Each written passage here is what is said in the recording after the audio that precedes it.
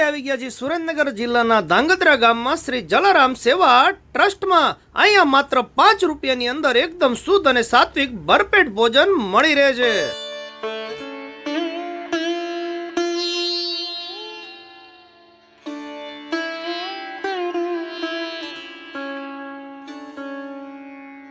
તમારે જો ત્યાં જમવું હોય તો માત્ર 5 રૂપિયાનો ટોકન લઈને તમે પ્રસાદી લઈ શકો છો. તેમજ અહીંયા ટિફિનની વ્યવસ્થા પણ રાખેલ છે. તમારે જો ટિફિન લઈ જવું હોય તો માત્ર 10 રૂપિયાની અંદર ટિફિન પણ તમને મળી રહેશે.